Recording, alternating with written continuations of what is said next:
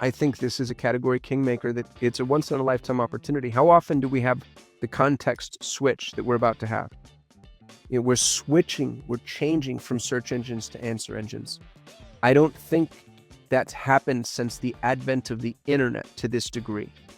We've changed search engines, right? We went from AOL to Lycos to Ask to whatever. But it was the same general productive endeavor, just improved across platforms.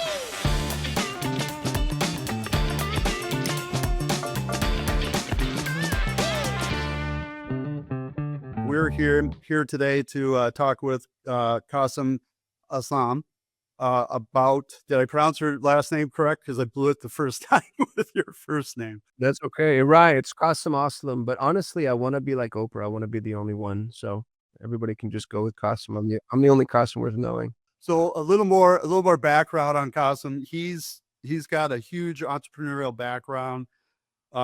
He just exited out of a nice organization that he had. It probably one of the largest, if not the largest, Google Ads agencies. He's got a bunch of other businesses. I'm going to let him just jump into that. And we're here really to talk about his new book, AEO Blueprint. We'll have a QR code up here on the screen as we talk about it. It's free to download. So Kasim, take it away. Tell us a little bit more about yourself and let's jump into this book. Yeah, happy to. I'm a serial entrepreneur. I own a collection of entities. The AEO.co is one of my newest. I stumbled into AEO on accident. I was on the phone with a business partner, Nuno Tavares, and he'd mentioned answer engine optimization kind of in passing. And I was like, what is that? And he was like, well, SEO, of course. And I think all digital marketers probably got their start in SEO. And I was like, of course. And he's like, how do you think people, quote unquote, rank inside of LLMs the same way they rank inside of search engines? And then it was just this lightning strike moment. I was like, I felt so stupid for not thinking about it before. And I went and I bought the domain name I forgot what it was. It was sub 10 grand, but I think it was a great name. And I bought the domain name, Robert, before I knew what I was going to do with it. This was a year ago, a little more than a year now. Flash forward, I have 6 employees who do nothing all day but try to understand how LLMs source their citations. And it's a really tedious data-driven process where everybody who works for me effectively goes and takes queries that we've predefined categorically in order to kind of, triangulate what's happening here. So to maybe say that in a little more accessible terms, they'll ask ChatGPT a question, and then ChatGPT will give them an answer. And that answer will come with citations because ChatGPT will tell you, this is how I came up with the answer. These are the citations. And then they take those citations and they research them and try to figure out what about this citation would make ChatGPT think it's valid or valuable. And they do that with Perplexity and Claude and Gemini and Grok and so on, the usual suspects, let's say. Every employee that I have, so there's 6, there's 1 supervisor and then 5 technicians. For the last year, his asked 20 queries of 3 LLMs a piece every day, every business day for 12 months. So whatever that is, that's how much data I have. I have more data on this than any other, I think, anybody else alive, except maybe Monik Bond over at Search Atlas, who's also a buddy. And we're learning a collection of things that I think are really interesting that I'd love to share with your audience. What I'm looking at right now is a spreadsheet that shows all of the queries across each of the LLMs. And I do a couple of things, or my team does a couple of things. The example that I'm looking at here is local brick and mortar. So I have 10 different categories, and they're the usual suspects: local brick and mortar, professional services, SaaS, et cetera, et cetera. And we're trying to figure out, the research is done cross categorically because that's how you would crack an algorithm, right? And there's a lot of consistency behind this. So with my local brick and mortar, query number 1 is best boutique coffee shop in Kingman, Arizona. And query number 2 is where to find specialty coffee in Kingman, Arizona. And query number 3 is top artisan coffee in Kingman, Arizona. And there's 20 of those. And each query is asked of ChatGPT, Perplexity, and Gemini in this particular instance. Now, the reason we do 3 is more data-driven than anything else. It's too hard at a certain point to crunch this much data with the tools that we've built. So there are some limitations, but we use just about every LLM that we possibly can. In this particular instance, a couple of things have surfaced with the millions of data points that we're finding. The first thing, the most interesting thing for me, is ChatGPT's responses have anywhere between a 30 and a 50% overlap rate with Google search, meaning about half the time, ChatGPT is giving you the same results that Google's given you in a different order, but the same results. Perplexity's responses have something like a 60 to 80% overlap. So more often than not, Perplexity is really just searching Google for you faster. Here's the thing that blew my freaking mind, and this is true for Claude, and this is true for Grok has its own kind of data set. Guess what Gemini's overlap is with Google search? Gemini, for those that are listening and don't know, Gemini is a Google product. So what would you guess a Google product's overlap with Google search would be? Well, and I'll bury the lead, but it was me, I'd say at least 80%, right? So, Well, at least 80%, right? yeah, Like if not higher. right. This is the thing that's crazy, is in this particular query set across 20 different queries, it's 0. And across all of our data, it's sub 25%. So what that means, I think, if I had to guess, is ChatGPT and Perplexity are just searching Google for you faster, which is why they're better, by the way. I think ChatGPT, Perplexity, Claude, they have better results than Gemini more often than not. And it's because they're going through Google's very, very, very mature forest, their search graph, and they're mining in that very mature forest, and then they're coming back with an adult plant, let's say, if we're going to carry this analogy forward, where Gemini is rebuilding the knowledge graph from the ground up. So the reason their answers suck right now is because instead of a mature plant, you get a little sapling. Google is the only company on the planet that has the information necessary to do an AI-driven knowledge graph from 0. So I'm very, very, very, very, very, very long on Google. I actually think Google wins the AI game for a myriad of reasons. And it's interesting to me that Google is not using Google's own search graph. That would mean that ChatGPT and Perplexity and Claude and the rest of them they're building their house of cards on a foundation Google can pull the plug on at any given time, which is insane. Now, does this happen right away? No, obviously not. I would anticipate there being a couple of years here, but it's still crazy. Here's the other thing that's interesting, and I hope I'm not about to lob a grenade at the SEO people because I know you're one of them, so forgive me if I say anything offensive, but all the SEOs that I know in my LinkedIn feed are saying SEO is the same thing as AEO. It's all the same endeavor. It's just a different window. That is proven not to be true. Then this single most important key performance indicator from an SEO perspective, the one catalyst that we look at and have looked at for 10 years are backlinks.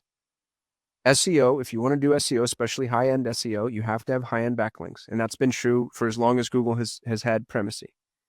Guess what the single most important key performance indicator for ranking inside of AEO is?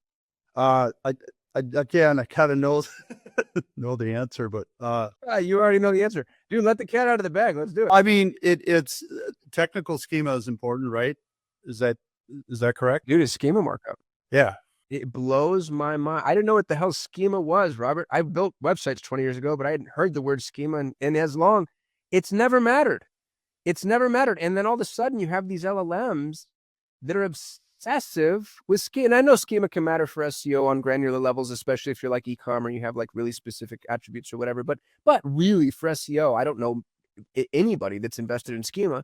Backlinks have zero correlation to ranking outside of their correlation to Google search graph. But those two things divorced from each other. Backlinks have no impact on ranking, but schema markup, which is weird because it puts us back into SEO circa 2004 where you can just key phrase flop. The plot thickens. 20% profounded a study of tens of millions of Google AI-driven results. 20% of Google citations came from one website, which is Reddit. Reddit is the most important website on the planet. What's really interesting about that is 18% of the citations came from YouTube, 18.8, almost 19%. So Reddit is actually more important than YouTube to Google, and that's understanding that YouTube is a Google-owned property. The plot thickens further.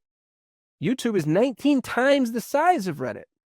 So it's not a pare pursue comparison because Reddit is this little teeny tiny nothing in the world of content, and yet it just became the most important website on the internet because these LLMs, Google especially, but all of them, love hierarchically structured, peer-reviewed content. And Reddit's, I think, not I think, but obviously demonstrably the best place to go for that. Now, does that mean that we all need to go start investing in Reddit? Yes, probably in the short term, but more importantly, we need to start paying attention to peer-reviewed content. So that would be social signals. That's an Instagram comment just became as important to AEO as a high-value backlink would have been to SEO. And it's changing all the time. I was telling you before we started recording that I can't publish this damn book because it keeps changing. We keep having to update it. So for anybody listening, be really, really careful about what I'm saying. Don't take it as gospel, because even though it's, I have the data to support my assertions, it's going to change. But if you're willing to be flexible, I think this is a category kingmaker, that it's a once in a lifetime opportunity. How often do we have the context switch that we're about to have? We're changing from search engines to answer engines. I don't think that's happened since the advent of the internet to this degree. We've changed search engines, right? We went from AOL to Lycos to Ask to whatever. But it was the same general productive endeavor, just improved across platforms. Suddenly, we're changing context entirely, and an answer engine is not a search engine. They function entirely different.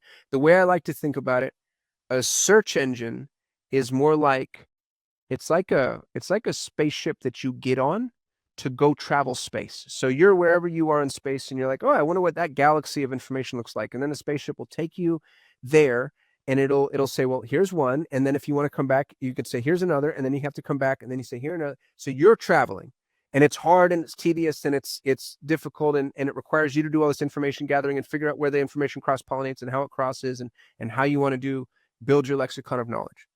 An answer engine is a little robot that goes to space for you and comes back and brings the information. But it says, hey, I visited all 500 of these galaxies, and here's how this information really amalgamates, and here's what I think we should do next.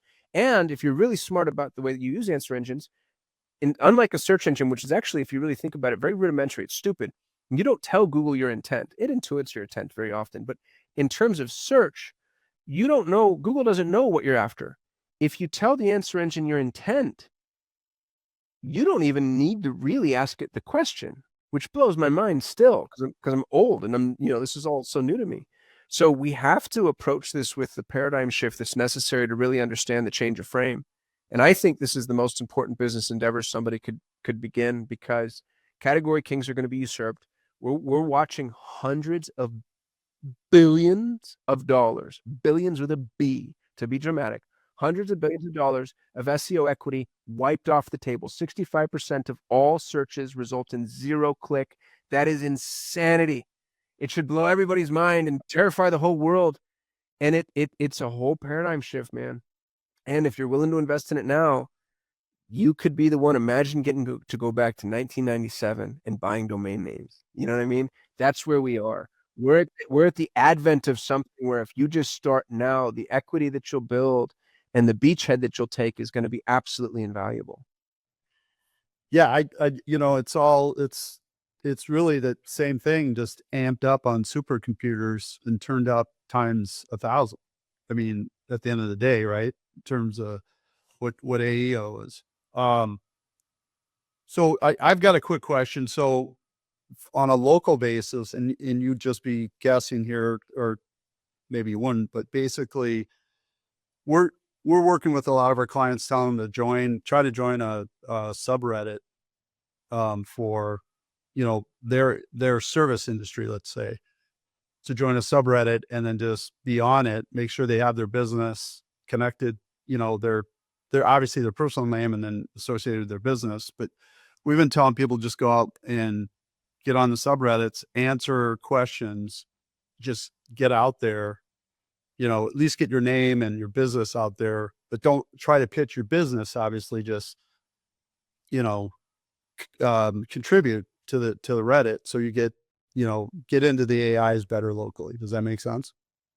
I mean, and the other question I have, I guess I don't disagree. The other question I have, just real quick, is, do you think the AIs are, particularly Gemini, let's say, do you think so the internet is effectively somewhat contaminated because it's got a knowledge base, but it's also already got a lot of like AI content out there right now. Do you think Mm-hmm. do you think AI is looking for human created content? Like you were saying, Oh yeah, peer to AI peer. doesn't like AI. We know that for a fact. AI deprioritizes AI created content demonstrably. Now that's true if it can detect the content, but if you have the airlocks on it that would be necessary, a human creates the content, puts it through the AI in order to amplify, and then a human edits it.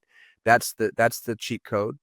For local SEO, I think your Reddit advice is sound. I also think it's inaccessible to a lot of small businesses. They're just going to have a hard time doing it, but I think it's really good advice. I just don't know if they'll do the work. The thing that I'm seeing from a local perspective in my data, and I'm going to use a bunch of words that I hate, okay, and that I'm repelled by, and this is not something that I like or I'm happy about, Robert. But the citations that we're seeing move the needle. Number one for local, and I throw up in my mouth as I say these words, Yelp. I hate Yelp. Go watch the documentary $1 Billion Bully. They're a group of pernicious, evil blowhards that take advantage of small businesses. Dirty scum suckers, right? But for whatever reason, AI, and this is all of them, ChatGPT, Perplexity, and Gemini, all like Yelp. And then they like these old school, what you have to start thinking through the lens of, for some reason, AI is turned into like a 75-year-old grandma who just learned how to use the internet. It likes things like MapQuest, TripAdvisor, Yellow Pages, BBB, Nextdoor.com. So like these old school, but very, very, very ingrained directory sites. Make sure, and this goes back to NAP, right? This is table stakes, making sure that you've got all of your information correct across all of your listings and all that stuff. The thing that I think local businesses really need to do, and this will help them with your Reddit advice, all of them need to establish a level of authority in their space. And most people won't do this, sadly, but if they do, the impact, it goes beyond their business. It becomes meta. I'll give you an example. Let's say you're I'll give you an example close to my heart because I own an agency for Montessori schools. Let's say you're a Montessori school. Montessori school really only wants, let's say you're a Montessori school and all you have are, the earlier programs. So you only want people who are potentially going to be pregnant, are pregnant, have infants, have toddlers, have elementary schoolers, and then you're done. What I think a Montessori school should speak to, though, I think a Montessori school should become a pillar of the community in terms of the value that it begins to provide from its content-driven perspective. And so a good Montessori school that was looking to build authority, and this could be true for, by the way, a dry cleaner, a nail salon, an auto mechanic. The thing about your business is the value you provide doesn't have to be related to your business. So if you're a good Montessori school or any brick and mortar business at all, every community needs a watering hole, a town crier, a bulletin board, insert the thing that, you know what I mean? The thing that holds a place to gather, dude. So if communities if you're a Montessori school owner and you launched yourself a podcast, God forbid, and you actually did a little work, God forbid, and you actually created a little content, God forbid, and you started just doing nothing but interviewing other local businesses about other things going on locally, and every now and then you seed in some Montessori-driven content and Montessori pedagogy, and you talk about your school, and that's fine. But really, you just become the center. That, and you make it multimodal. So once you have the podcast goes obviously on all the podcast channels, but then it also goes on YouTube, and then you slice into reels, and it goes on Instagram and TikTok, and then maybe turn to carousels, and then maybe turn into Twitter thread, maybe turn into a blog, which all the way can happen in a snap, right? Content repurposing now with AI can literally happen with a button. So if you do that, you'll be the category kingmaker in your local geography, and interestingly, you'll also decide who else gets to rank, because these LLMs love authority-driven citations. So let's say that you own this Montessori school. They're like, gosh, not only is Robert the best Montessori school, but that Montessori school links to this dry cleaner, this auto mechanic, this nail salon, as they're, like the auto mechanic and dry cleaner and nail salon, they team up to sponsor the Montessori school soccer team. So their logo's on the jerseys, and it makes sense to put their logo on the website. Now, interestingly and oddly, that citation to the LLM is further proof of authority because you're an authority in this localized geography. So the real endeavor is invest in establishing for local businesses. Invest in establishing geographic-driven authority, and only you can do this. This is what's really cool about LLM-driven, or about AEO. I'll use my own term. AEO prioritizes small, granular, niche. SEO prioritizes scale. They like Power Pages and great big business. That's why a place for mom and care.com do so well, because they scale. And so if somebody goes to Google and says, you know, I need somebody to take care of my mother with dementia, you're going to get a place for mom or care.com because they bought all the links. But if you go to ChatGPT and you say, I need somebody to take care of my mother with dementia, you'll get all these little teeny tiny businesses and hospice care facilities that you never would have found on Google, because ChatGPT likes that localized, like, oh, look at how much authority you're having, you know what I mean? Like in these small granular spaces. So I realize what I just said is a lot of work. And, you know, if you don't do it, your competitor will. So I think that's where small businesses should go. Yeah, and you know, 20 years ago, 30 years ago, that was done. You joined the Chamber of Commerce, you joined the Rotary, or you joined the Elks, or you joined the Masons, or you did some form of networking. But you did it physically, Right. and you had to go do, you're starting out a business, you might be spending 5-10 hours a week, quote, networking, going to all this stuff. What you're talking about is really smart in that you're creating a digital network literally for yourself. So AI can see that and say, and that's why it wouldn't be a bad idea to just start a regional podcast in your town or whatever. And you can get those connections that way with those links with all your guests, because you're interviewing different businesses and stuff. But I'm obviously a big fan of podcasts. I love the example too. Right. Well, and I think the podcast is the single biggest needle mover in the space of content creation because it's the most repurposable type of content. Yeah. Where it won't, I think it has a limited shelf life, in that 3 years from now, people are going to be putting out AI podcasts. They're going to, Yeah, I actually think that problem's going to solve itself, to be honest with you. How so? I think we're going to find the distillation of, well, so it's a meritocratic environment, just like anything else. I think that there will be a place for AI-driven content, and what I would anticipate, or at least what, speaking from personal preference, right? I have no data to support this yet, but just as I play the prognosticative game of flashing myself forward, I don't want to listen to two robots talk to each other. And I don't think anybody else does either. And so the authenticity of a real live human is going to be something that I think is judged as a premium. And, in a world where people are like, oh, you won't be able to tell the difference. I don't know, dude.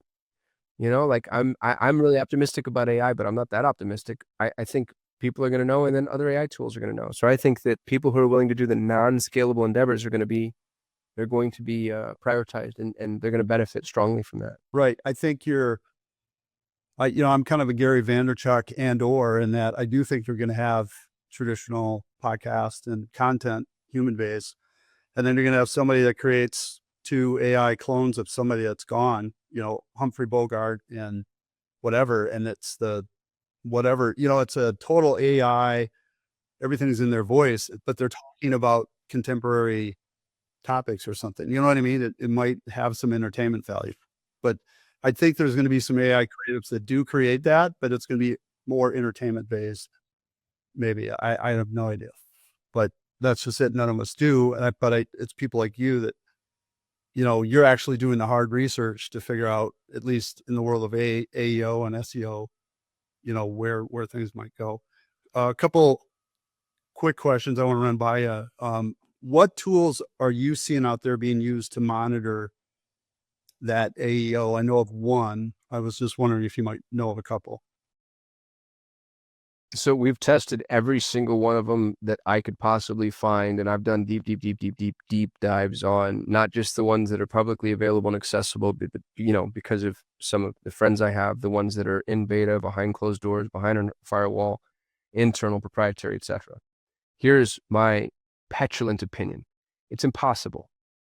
It's an impossible endeavor because unlike Google, that allows for things like Search Console and integrated API, 1, the LLMs are not playing friendly. 2, which means they don't want you to have the data. 2, there's no such thing as ranking inside of an LLM. With Google, we used to give some level of lip service to contextual search, which would mean like, if I'm gay and you're straight and I'm a woman and you're a man and I'm Republican and you're Democrat and I'm pro-vax and you're anti-vax, we each get different results. And that was true, I think, marginally though, 5 to 10%. Now with ChatGPT, dude, if all that's true and I ask for a coffee shop in Kingman, Arizona, and you ask for a coffee shop in Kingman, Arizona, we'll get completely different results. And so there's no such thing as ranking. There's the increased likelihood of citation based off of a myriad of factors that are so context heavy, they're impossible to sterilize. Here's why I say that. Because everybody that's currently doing monitoring, what they're really doing is something like VPN-based ad hoc queries with scraping citations and reporting back what they find, which is divorced from context, which is divorced from the endeavor. So if you're like, I want to rank for the best coffee shop in Kingman, Arizona, and the software says, well, my VPN from where? And what was the last query that particular ChatGPT profile searched for? And what have you taught that GPT? And suddenly we're so far away from the opportunity to apply your specific context that the data to me is worthless. What could be of value is custom GPTs trained on your avatar and your geography that you are then doing some level of sterilized search from. But even that will lead you to a degree of confirmation bias. The instant the GPT starts to figure out what it is that you're after, which it's going to do faster than you think, it starts to over-index in that direction. They're confirmation bias engines. That's the thing that's horrifying about ChatGPT, dude. If you're anti-vax and I'm pro-vax, and you look for scientific literature against vaccines, and I look for scientific literature against or not even with intent, let's say. You're anti-vax and I'm pro-vax, let's say. And you look for vaccine information, I look for vaccine information, you'll get scientific literature with citations against vaxes, and I'll get it for. So we're building a society that's going to be polarized echo chambers of everything that you believe is right, because the LLMs aren't trying to deliver the correct information. They're trying to deliver the information that you want.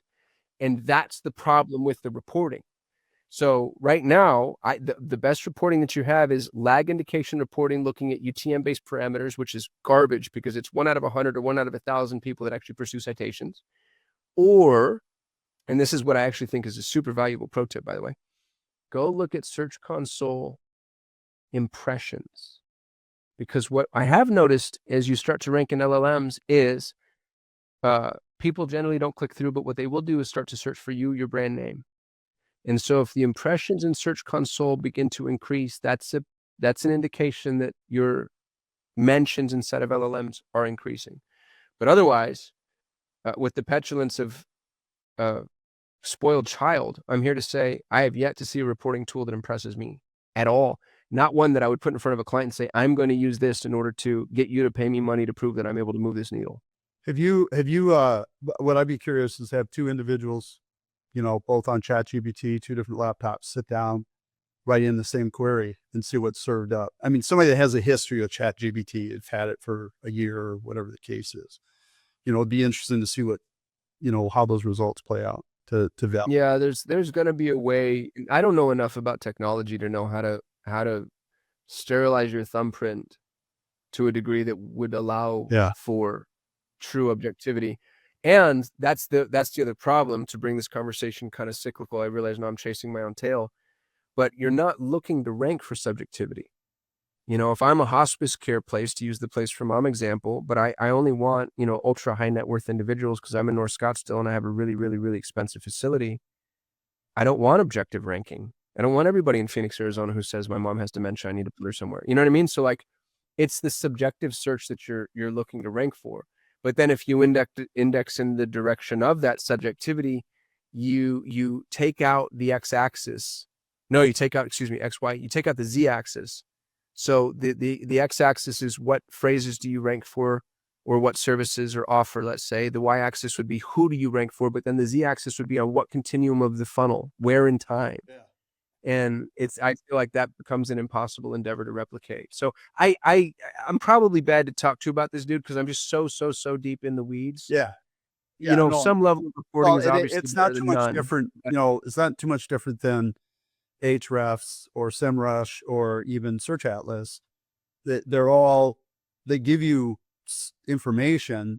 Is it 100% accurate? there's no way. It's a good, it's There's good, no way. Yeah. but it's, it's some Yeah, cases. it's licking your finger and putting it in the wind. You know a cardinal direction that the wind is blowing, and Right. that's it. Right. The real question is are you making more money? What I would encourage every agency owner to do is go revise their entire model for media efficiency ratio. Hey, just so you know, you put this much money in, you got that much money out over a period of time, and you have to sign an annual contract because there's nothing that's going to happen on a month-to-month basis. Right. And that just is what it is. And clients that understand that are great clients, and clients that don't are garbage clients. Right. No, I agree. But that landscape is changing. Things are getting tougher for everybody, and so you've got to produce more for your clients. This is the way it is. So, but they've got to be committed to you as well. So that's it's like a marriage, right? You both gotta. It's like a marriage. Yeah. You both got to give. So I got to jump ship for another call. okay. So I appreciate you having me on, and I hope this was valuable to your audience. They can have the book for free at aeo.co. Yep. And yeah, man, I'd love to stay buddies. Yeah. We'll be in touch for sure, and we'll have all of Qasim's stuff in the show notes and everything. You can contact him through there. Any other last contact requests that you can throw out there? They can go to kasim.me, kasim.me. All right, man. You've been a great guest. We really appreciate having you on. And until next time, we'll have you on again, hopefully in the future. Until next time, we'll see everybody. Thanks for watching Local SEO Tactics podcast. If you found this episode valuable, don't forget to like this video, subscribe to our channel, and hit the notification bell so you never miss any new insights. We've got more expert tips on SEO, AEO, and digital marketing strategies coming your way every week. Want to dive deeper? Check out our other videos right here, or grab our free resources in the description below. Thanks again for tuning in, and remember, staying ahead online starts right here.